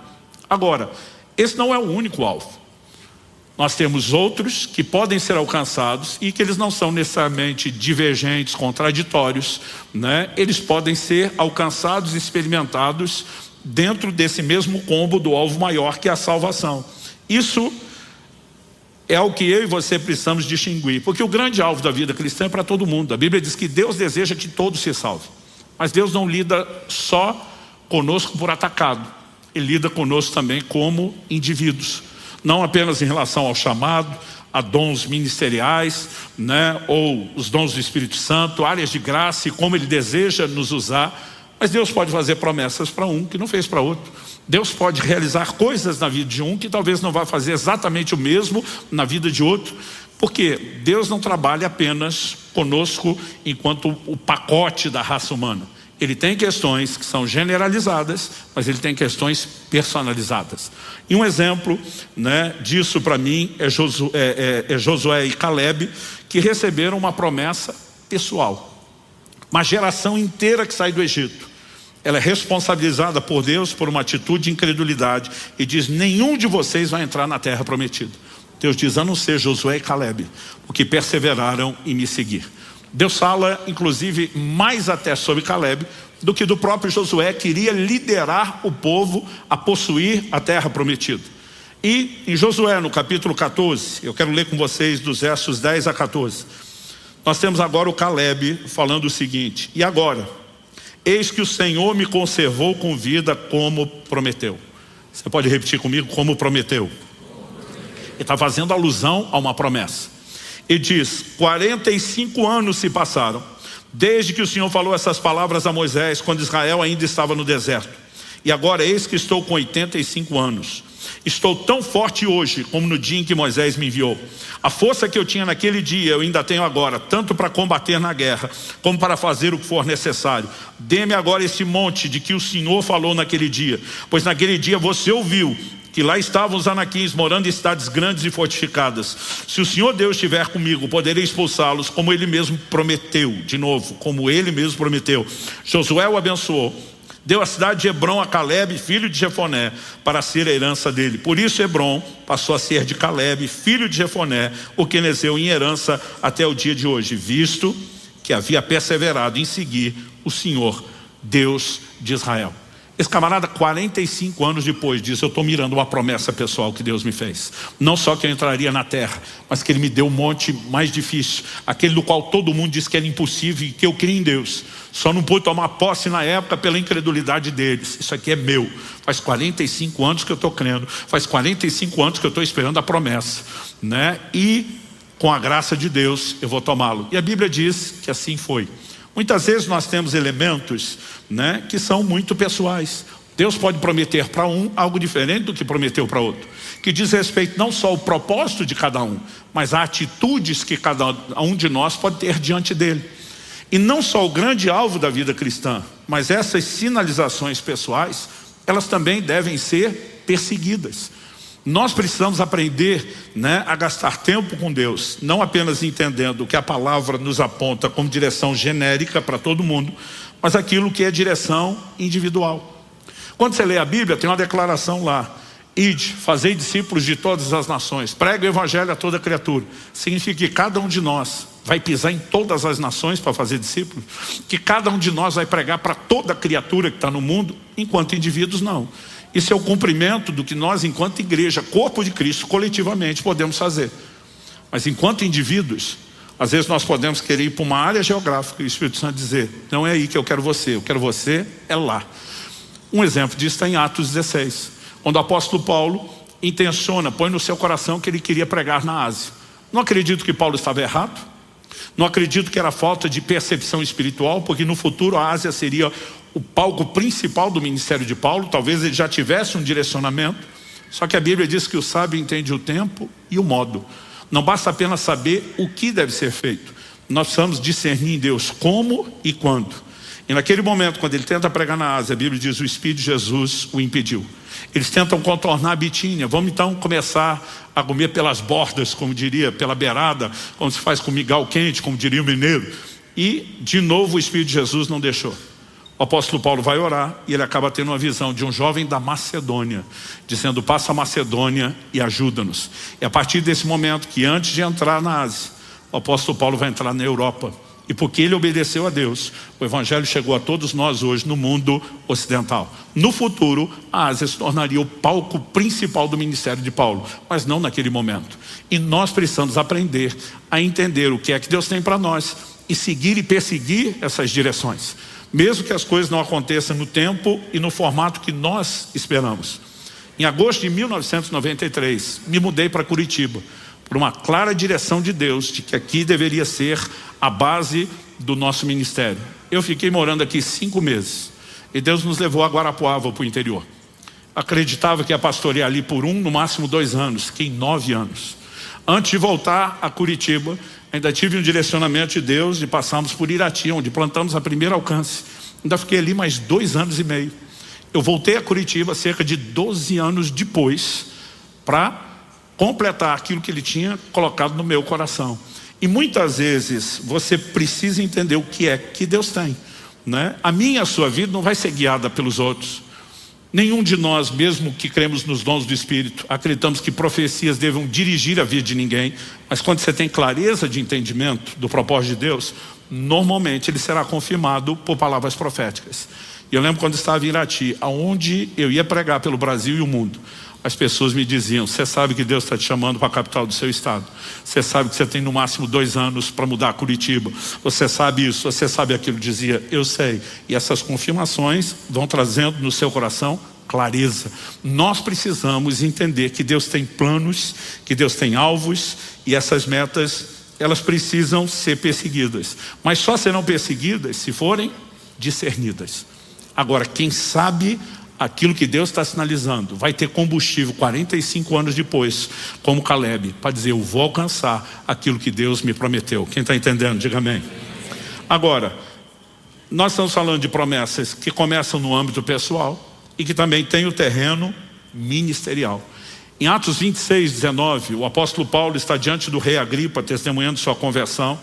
E ele começa a falar não só da pregação aos judeus, mas também aos gentios, e diz assim: pelo que eu não fui desobediente à visão celestial. Paulo entendia: eu tenho um chamado, recebi uma visão de Deus, eu preciso obedecê-la, eu preciso perseguir aquilo que Deus sinalizou, né? Então, os alvos, além do grande alvo da vida cristã, que é a salvação, nós podemos falar de alvos ou promessas pessoais que Deus tem, e podemos falar dos alvos ministeriais, que ainda são pessoais. Por quê? Embora todos vamos servir a Deus, servindo as pessoas, nem todo mundo foi chamado para fazer as mesmas coisas, nem tampouco nos mesmos lugares. Agora, quando Paulo usa a expressão obedecer, isso para mim coloca a coisa num patamar muito sério. Eu vejo pessoas que às vezes tomam uma decisão, estou mudando para tal lugar porque Deus está dirigindo. O negócio fica difícil, a pessoa desiste. Ela falou, mas Deus não te dirigiu? Mas está difícil. Falei, e daí? Se Deus dirigiu, você tem que usar a direção de Deus como combustível para enfrentar qualquer dificuldade. Aliás, não existe nada na Bíblia que garanta para você que seguir uma direção de Deus não vai fazer com que você enfrente oposição. O apóstolo Paulo escreve aos Coríntios e diz, uma porta grande e eficaz se me abriu no Senhor. E ele termina dizendo assim, mas há muitos adversários. Mas peraí, Paulo, a porta não foi aberta no Senhor? E tem adversário? Mas a porta não é de Deus? É. E vai ter problema? Vai. Porque não há nada que garanta que o que Deus sinalizou querer fazer na sua vida ou para onde te levar, que você não vai enfrentar adversidade. Agora, quando você entende que é Deus que está guiando, você tem um combustível para enfrentar as adversidades. Você acaba sendo guiado por propósito, não por proposta, não por circunstância, não por conveniência. Quem está entendendo? Um dia eu estava conversando com um pastor, ele falou, cara, eu estava numa rede de amigos seus que estavam ali sentados conversando. Em algum momento, alguém tocou no assunto que você já recebeu proposta para trabalhar com fulano, ciclano e beltrano. São 3 líderes extraordinários no Brasil. O cara falou, é verdade o que eles estão falando? Eu falei, é. Ele falou, e você foi louco de recusar? Eu falei, eu seria louco de aceitar. Ele, como assim? Eu falei, cara, o que Deus me dirigiu é diferente. Não importa o quão extraordinário esses homens sejam, não importa o quão grande o ministério seja, não vou negar que é uma honra receber convite de cada um deles, mas eu não sou guiado por proposta, eu sou guiado por propósito. E o propósito de Deus para mim é diferente da proposta que me fizeram. Quem é guiado por proposta muda o tempo todo, porque as circunstâncias das propostas também mudam. E gente, as adversidades sempre virão. Se você não tivermos combustível, nós não vamos perseguir as metas. Paulo fala, né, de pessoas que são meninos na fé. Ele diz, são agitados por qualquer vento de doutrina. Tem gente que muda de acordo com o vento da doutrina, tem gente que muda com o vento da circunstância, tem gente que muda com o vento da proposta. Nós precisamos ter clareza de propósito para poder buscar e perseguir isso. Agora, seja os alvos pessoais ou mesmo aquilo que a gente pode classificar ministeriais, a gente acredita que eles também podem ser diferentes de acordo com as diferentes fases da vida. Então, por exemplo, o apóstolo Paulo diz em 1 Coríntios 13, verso 11, quando eu era menino, falava com menino, sentia com menino, pensava com menino. Quando cheguei a ser homem, desisti das coisas próprias de menino. Né? Então ele está dizendo, tem coisas que tinham uma importância nessa época que nessa fase da vida não vão ter. Tem comportamentos ou coisas a serem feitas que cabem numa fase que não cabem na outra. Então, por exemplo, eu lembro quando garoto, solteiro, a meta primária era casar. Depois de casado, a preocupação e a oração começa a ser a respeito dos filhos que virão, né? E você pode ter elementos que vão mudando dentro de cada fase ou etapa. Você pode ter alvos de curto prazo, mas existem coisas que devem nos guiar por uma vida inteira, independentemente dessas fases. Então, há uns anos atrás, quando meu filho tinha começado o relacionamento com Priscila, minha nora, eles já estão acho que 7 para 8 anos casados, então nós estamos falando de mais tempo do que isso. Eu lembro de uma ocasião que a Kelly me contou, ela estava em casa e teve um momento onde a Alice estava com algumas amigas e por causa do irmão, a conversa era essa questão de relacionamento, de casamento. E elas perguntaram, né, para a Kelly, como que foi o seu namoro com Luciana? A Kelly falou, nós estamos de uma outra época. A gente namorou por carta, né, à distância. A gente mal conseguia falar por telefone. Telefonema não era todo dia, tinha que ser depois da meia-noite, quando interurbano era mais barato, né? Quem tem pelo menos minha idade lembra desses desafios, que a turma da era da internet não sabe. E eu lembro que assim, meus filhos faziam muita chacota quando a gente falava desse negócio de trocar carta, né? Minha filha um dia falou, carta? O que é carta?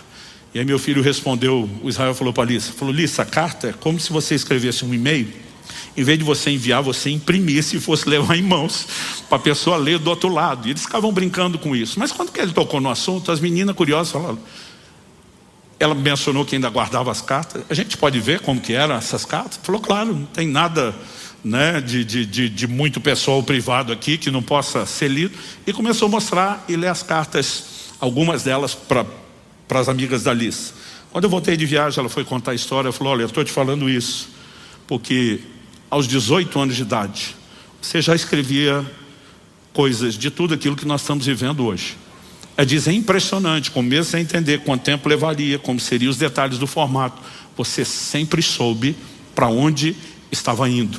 Nós precisamos entender a importância de buscar em Deus essa clareza de direção para ter um posicionamento claro do que deve ser perseguido. Aristóteles dizia, na realidade, viver como um homem significa escolher um objetivo e dirigir-se para ele com toda a conduta. Diferente dos pensadores, a gente não fala de escolher o objetivo, a gente fala de discernir alvos e metas que Deus tem. E aí sim, dirigir-se a Ele com toda a conduta. E quando eu falo dirigir-se a Ele com toda a determinação, isso me leva ao segundo tópico que eu quero abordar, que é o cuidado com as distrações. Quem tem meta não pode se deixar distrair. Quando nós falamos aqui do atleta que corre, a gente falou desde o preparo, desde do treinamento até a própria corrida, a importância de você estar focado naquela meta. E quando falamos da vida espiritual, esse paralelo não é diferente. Você pode repetir essa frase comigo? Diga, quem tem meta não pode se deixar distrair. Agora, eu quero falar das principais, não de todas. Eu, assim, considerando ao longo da vida, eu vejo 3 grupos principais de distrações quando falamos de metas. O primeiro deles, adversidades. Quando você lê, por exemplo, o livro de Neemias, é impressionante o que esse homem de Deus fez. Ele vive o período pós-exílio de Babilônia e ele volta para Jerusalém com uma missão que ele entendeu da parte de Deus: os muros da cidade. Esdras foi responsável pela reedificação do templo, mas Neemias para reconstruir os muros da cidade, o que ele faz num prazo recorde de 52 dias. A mobilização que ele cria para a restauração desses muros é algo impressionante, e o livro de Neemias é um exemplo de liderança. Mas em Neemias, no capítulo 4, de 16 a 18, ele diz assim: daquele dia em diante, metade dos meus homens trabalhava na obra, e a outra metade empunhava lanças, escudos, arcos e couraças. E os chefes estavam por trás de toda a casa de Judá que reconstruía a muralha. Deixa eu fazer uma pausa. O fato de você receber uma missão de Deus não significa que você não vai enfrentar adversidades. E eles estavam literalmente diante de uma ameaça de guerra. Então ele diz, metade dos homens estão trabalhando, a outra metade empunhando armas. Ele segue dizendo, os carregadores que por si mesmos tomavam as cargas, cada um com uma das mãos fazia a obra e com a outra segurava a arma. Diferente do outro grupo, divide meio a meio, e esses estão tanto fazendo a obra quanto segurando a arma. E diz, os construtores, que precisavam das duas mãos para trabalhar, cada um trazia a sua espada na cintura enquanto construíam. E o que tocava a trombeta estava ao meu lado. Porque a qualquer momento que o inimigo surgir, nós temos que convocar todo mundo. Nunca perdiam o foco do trabalho, mas não deixavam de estar antenado a respeito de adversidades com as quais tinham que enfrentar. Mas também não deixavam que a adversidade se tornasse fonte de desânimo para que a meta não fosse buscada, perseguida ou alcançada. Quem está entendendo? Nós precisamos desenvolver resiliência. A Bíblia fala muito sobre perseverança na vida cristã. Mesmo quando nós falamos do alvo primário da salvação, a Bíblia fala dessa necessidade de perseverança. Jesus diz, no mundo tereis aflições, mas tenham bom ânimo.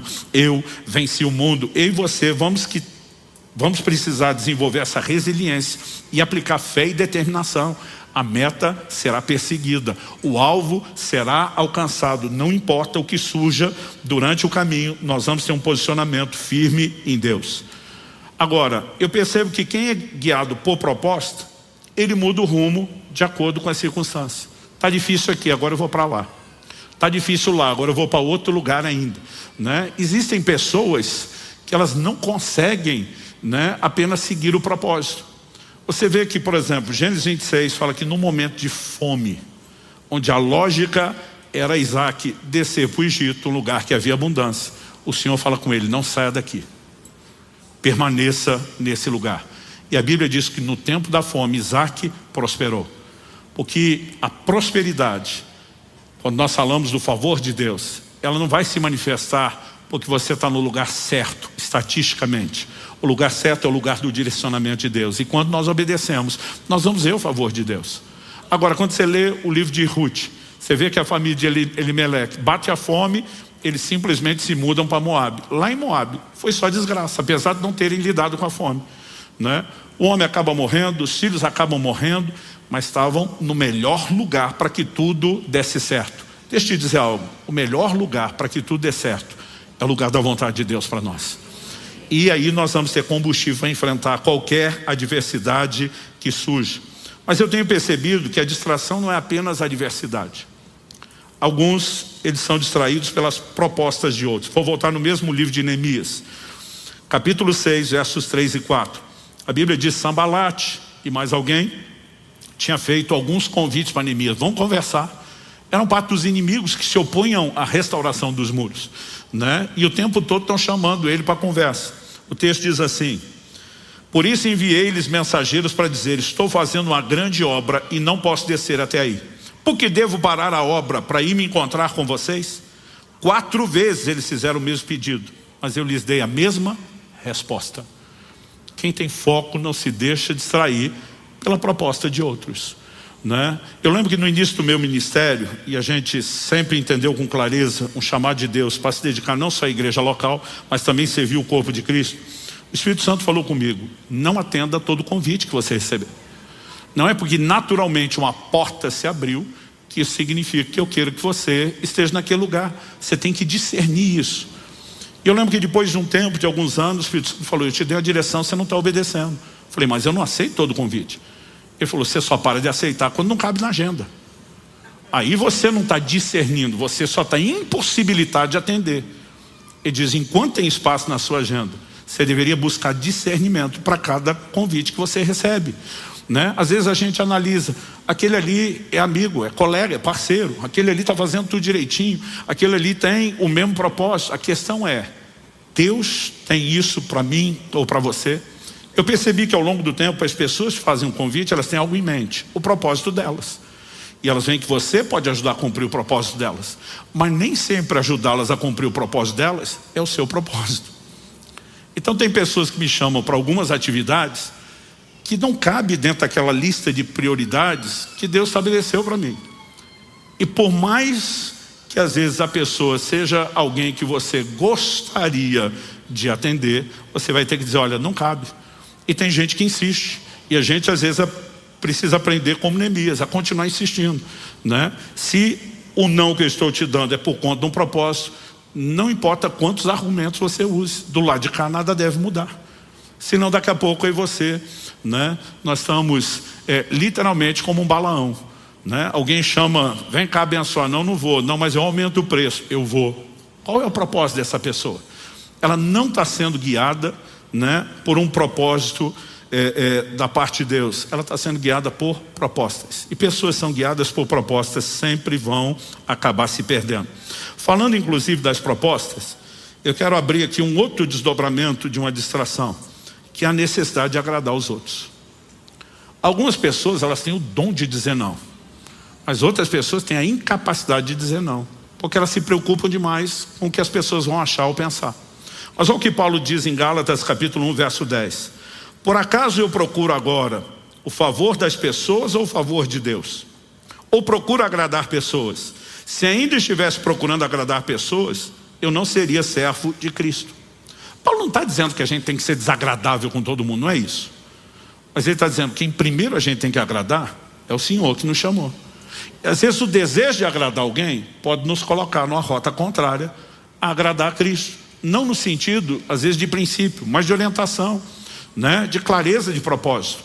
Então, nós precisamos entrar num lugar, né, de tamanho entendimento da nossa vida estar sendo norteada pelo que Deus dirige, a ponto de não se deixar simplesmente ser dobrado porque alguém botou pressão, né? A gente tem que ter a capacidade de botar a mesma pressão de volta, dizendo: eu estou sendo orientado por um propósito, não há a menor chance de eu negociar o propósito para agradar você, né? Então, se a gente começar a observar, e ao longo de anos, gente, eu já vi muita água passar debaixo da ponte, eu diria que esses são os 3 principais grupos de distrações, né? Gente que não sabe lidar com a adversidade, gente que não sabe lidar com propostas, porque acredito que, né, Deus só se move por meio de boas propostas, e gente que tem essa dificuldade, parece que sempre está na necessidade de agradar alguém. São pessoas que se perdem em relação à questão das metas.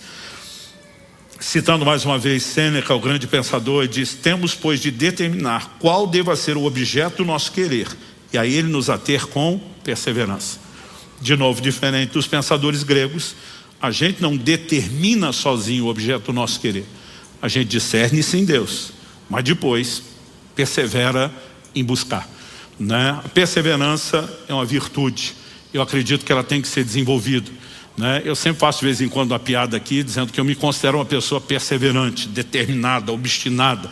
Minha mulher às vezes prefere chamar essa virtude de teimosia, né? Porque a perseverança, ela tem esse caráter de teimosia, né? A menos que Deus venha me dissuadir de algo, quando eu miro um objetivo, leve o tempo que for, né? Custe o que custar, aquilo precisa ser perseguido, aquilo precisa ser alcançado, né? Uma frase que eu ouvia muito meu pai falar quando era garoto, era o cuidado com o que ele chamava de obras não acabadas. É gente que começa as coisas e não termina, e o pior que isso vai virando um hábito, porque a gente vai treinando.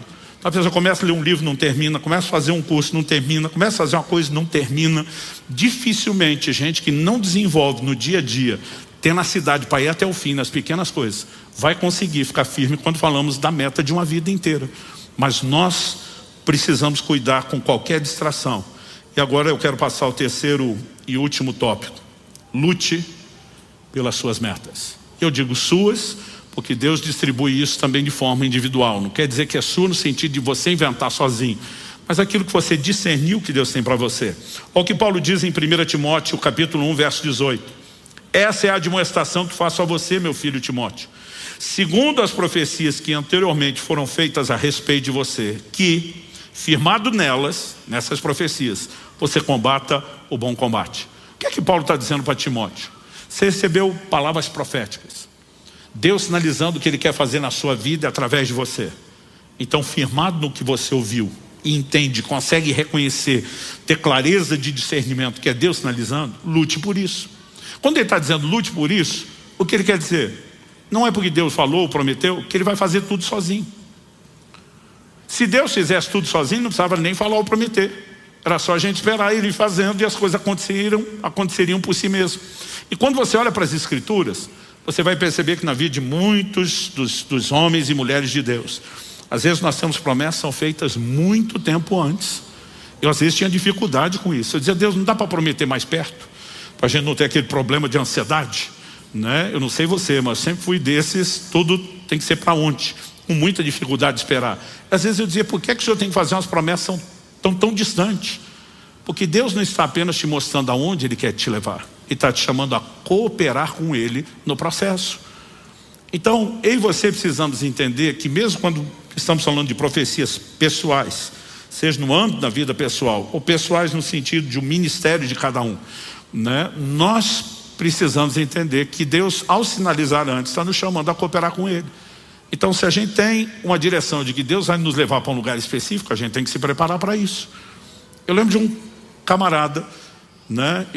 Eu não tinha ainda 20 anos de idade, que a gente conversando, ele ficou impressionado com o tempo que eu gastava estudando a Bíblia, não só a Bíblia, outros materiais de consulta e referência. Ele falou: por que você gasta tanto tempo nisso? Eu falei: porque Deus me chamou para pregar a palavra. Ele falou: eu tenho o mesmo chamado, mas se Deus me chamou, Ele vai me capacitar.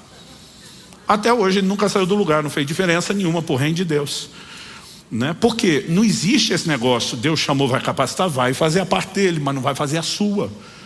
Então tem coisas que me chamam a atenção e não estão na Bíblia à toa. Por exemplo, José recebe Deus um sonho, literalmente um sonho profético, mas não é algo só que o faria sonhar com o que seria alcançado. Deus deu mesmo um sonho literal, de que ele um dia estaria numa posição de governo, inclusive de autoridade sobre sua família. Ele entende: Deus está me chamando para liderar, para governar. Aí você olha a trajetória de José, tem que lidar com adversidades, porque todo mundo que é chamado por Deus vai ter que lidar com adversidades. Seus irmãos o vendem como escravo para o Egito. Quando chega na casa de Potifar, a Bíblia diz que José se tornou o chefe dos escravos. É preso injustamente, na prisão se torna chefe dos presos, porque onde ele está passando, Ele olha para cada circunstância, mesmo que as mais difíceis, dizendo: isso é uma oportunidade para eu me preparar para o lugar do meu chamado. Um dia eu vou liderar, vamos começar liderando escravo, né? Vamos liderar preso. Por onde passar, vamos exercitar aquilo que Deus nos chamou para fazer. Porque ninguém fica bom em coisa nenhuma sem treino, gente. E tem pessoas que às vezes não entendem que o chamado de Deus, ele envolve talvez mais tempo na preparação do que só na execução. Aos 40 anos de idade, Moisés entende e discerne que Deus o chamou para libertar Israel. Tenta fazer do seu jeito, antes da hora, não funcionou nada. 40 anos depois, aos 80, Deus aparece para ele na sarça e diz: bora libertar o povo? A hora que Moisés já não está mais empolgado, né? Na hora que ele está meio que dizendo: agora o sonho morreu, agora eu não quero mais. E a gente percebe que durante todo aquele tempo, Deus precisava fazer muita coisa no próprio Moisés, o próprio José. Chega no Egito, ele está implorando para o copeiro a quem ele está interpretando o sonho: você vai estar diante do faraó, homem de influência, intercede por mim, me tira daqui, né? Agora, se saísse naquele momento machucado do jeito que estava e encontrar seus irmãos numa posição de autoridade, você acha que José ia servi-los? José ia se vingar. Então eu e você precisamos entender que há um trabalho de Deus, e esse trabalho envolve não só a construção de algumas coisas importantes, mas a desconstrução de outras, e nós temos que cooperar com Deus no processo. Então lutar por essas promessas envolve muita coisa: é crer com Deus, é orar por isso, né? É não perder o foco ao longo do processo, mas também procurar de todas as formas se preparar para isso. Então lute por aquilo que Deus estabeleceu como alvo, como meta para você. Último domingo que eu preguei, antes da série que foi trazida aqui dos sonhos, que eu falei de correr para o alvo, meu texto principal foi 1 Coríntios 9, de 24 a 27, que eu vou ler aqui. Paulo diz: vocês não sabem que os que correm no estádio, todos na verdade correm, mas um só leva o prêmio? Corram de tal maneira que ganhem o prêmio. E diz: todo atleta em tudo se domina. Aqueles para alcançar uma coroa corruptível, nós porém é incorruptível. Agora o que ele diz: assim corro também eu, não sem meta. A gente persegue meta, a gente persegue alvo, mas ele diz: assim luto, não como discernindo golpes no ar, mas esmurro meu corpo e o reduzo à escravidão, para que, tendo pregado a outros, não venha eu mesmo a ser desqualificado. Quando Paulo diz: no estádio todo mundo corre, mas um só leva o prêmio, está dizendo que estão competindo entre eles. Mas quando ele fala da gente nessa competição, nós não estamos competindo uns com os outros, porque nós queremos que todo mundo cruze a linha de chegada. E aí Paulo muda a analogia da corrida para a luta, né? E aqui ele não está falando da luta greco-romana, ele está falando do que foi, né, a competição precursora do que hoje é a modalidade do boxe, do pugilismo. Ele está dizendo assim: luto eu, não dando golpes do ar, mas ele diz: eu esmurro meu corpo. Algo que eu tenho aprendido: enquanto estamos perseguindo metas, nós vamos ter que lutar com a nossa carnalidade, porque parte da distração que o diabo vai tentar trazer não são só adversidades, mas atalhos, desvios, a tentativa de nos fazer corromper e ceder ao pecado. Então você percebe que isso aconteceu com José. Enquanto ele está lá, começando a se preparar, né? Ainda na fase número 1 lá no Egito, como escravo, e agora é chefe dos escravos, a mulher de Potifar começa a estar em cima dele todo dia. Ele não diz para ela: dona, a senhora não é meu tipo. Ele diz para ela: como cometeria eu tamanha maldade contra Deus? Ele disse: se a senhora acha que eu vou aprontar com Deus, porque a senhora é atraente, a senhora está muito enganada. Paulo dizia: eu esmurro meu corpo, eu não vou deixar essa carne entrar no controle. Ele diz para que depois de ter pregado a outro, você não venha a ser desqualificado, né? Paulo está dizendo: o que adianta eu apresentar a verdade, daqui a pouco eu mesmo ser incoerente na verdade que eu tinha que estar praticando como exemplo. Então nessa luta, querido, a gente não luta apenas orando, a gente não luta apenas crendo, a gente não luta apenas suportando a adversidade, a gente não luta apenas se preparando, mas a gente luta mantendo a carne sob rédea curta. Algo que eu aprendi na adolescência: a carne não converte, tem que ir para a cruz todo dia, tem que ser massacrada a miserável da carne, porque senão ela vai nos tirar do cumprimento do plano e do propósito de Deus. Quem está entendendo? Gerhard Boehme diz: quando você tem uma meta, o que era um obstáculo passa a ser uma etapa de um dos seus planos, né? Eu e você precisamos entender isso quando as adversidades surgirem, né? O que nós temos são desafios que vão nos preparar, que vão nos tornar melhores para um dia cumprir plenamente aquilo que Deus tem para nós. Davi diz, antes de encarar o Golias, eu estou treinando faz tempo. Eu já enfrentei urso, eu já enfrentei leão. E eu costumo dizer às pessoas, antes de derrubar gigante em público, você vai ter que derrubar muito urso e leão no secreto. Você vai ter que ter outras vitórias lá no secreto, antes de começar a vencer em público. E parte dessa luta, parte dessas vitórias, não são apenas contra inimigos externos. Nós precisamos aprender a manter essa carne massacrada. E eu quero encorajar você, persiga as metas e os alvos. Entenda, o alvo primário está lá e tem que ser visto como primário.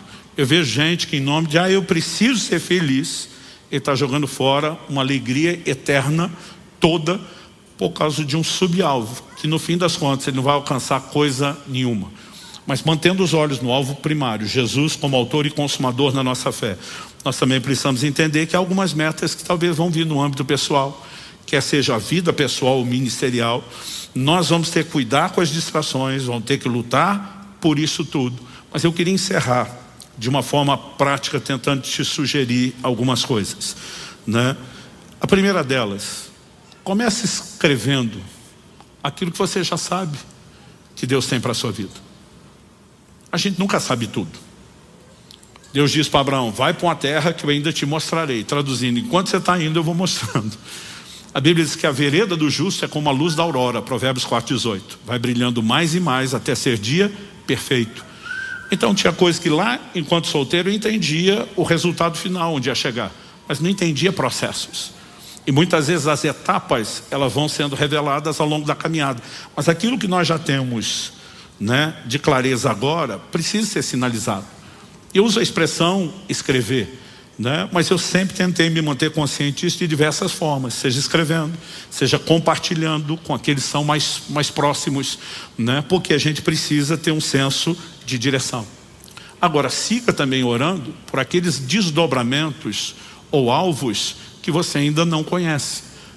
O tempo todo, Senhor, que seja feita não a minha, mas seja feita a sua vontade, que haja revelação. Senhor, estou aqui mirando a Ásia, como Paulo, daqui a pouco o Espírito de Jesus vai dizer, não. E esse não significa que é um não eterno, você nunca vá para a Ásia. Paulo acabou indo no futuro, mas no mínimo não é agora, não é a hora.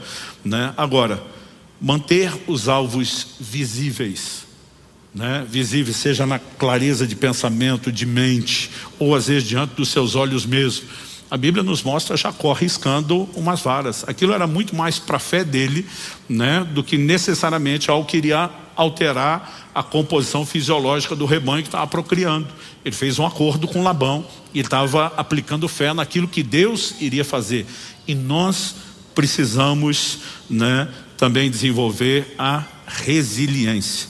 Seja persistente, seja perseverante, como Caleb, dizendo, não importa o tempo que passou, eu vou continuar crendo, eu vou continuar esperando, eu vou continuar disposto a lutar, a perseguir. Nós precisamos desenvolver isso. Thomas Edison, aliás, não sei se você sabe, que a criação da lâmpada eletrônica que nós temos hoje, ela levou cerca de 1000 tentativas. Houve muito erro, mas em vez de haver frustração, você tinha uma pessoa resiliente. Thomas Edison disse, nossa maior fraqueza está em desistir. O caminho mais certo de vencer é tentar mais uma vez. Então quando eu chamo a perseverança de teimosia, eu acho que cabe bem aqui. Se Deus sinalizou, eu vou perseguir teimosamente, obstinadamente, até alcançar aquilo que Deus tem. Nesse início de ano, minha oração é que suas resoluções de ano novo sejam mais do que aqueles 2 tópicos que todo ano encabeça a lista de todo mundo: emagrecer e sair do vermelho. Que Deus te ajude em relação a isso também. Mas que a gente possa estar perseguindo alvos claros, que dizem respeito não só ao grande alvo da vida cristã, e a gente não se distrai com ele, mas aquilo que Deus tem chamado cada um de nós a fazer. A minha oração é que você, a semelhança de Paulo, imitando Paulo como quem imita Jesus. A Bíblia fala que no momento que Jesus está indo a Jerusalém, passa por Samaria, a Bíblia diz, perceberam pela resolução do seu semblante que ele ia para Jerusalém. Eu fico me perguntando, como alguém pode perceber na linguagem corporal para onde alguém está indo. Tem que ser a encarnação de muita determinação, né? Agora, de alguma forma, que eu e você possamos, né, abraçar isso e ser não só imitadores de Paulo como perseguidor de alvo, mas Paulo era um imitador de Jesus e dizer, me imitem como eu imito Cristo. Que eu e você também possamos ser perseguidores de alvos, para não correr o risco de chegar a lugar nenhum, ou de acreditar que onde chegar, tá bom. Que nós possamos confiar em Deus, mas também cooperar com Deus, para viver o melhor que Ele tem, em nome de Jesus. Amém? Você recebe essa palavra? Feche seus olhos por um instante. Pai, eu oro por cada um dos meus irmãos e irmãs aqui presentes, por aqueles que nos acompanham online, ao vivo ou de forma gravada posteriormente. Eu oro que o Teu Espírito traga clareza, que haja discernimento, que haja tempo gasto diante do Senhor, buscando e ouvindo a Tua voz.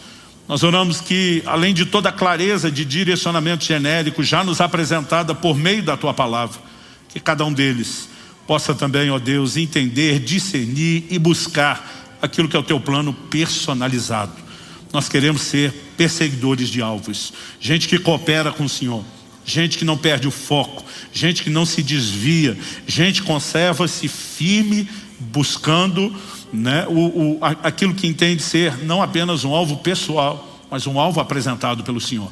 Que a semelhança de Paulo, possamos dizer, assim corro eu, não sem metas. Que possamos correr perseguindo essas metas e alcançá-las, não só para a glória do Teu nome, mas também para a inspiração de muitos outros à nossa volta. Nós oramos em nome de Jesus. Amém.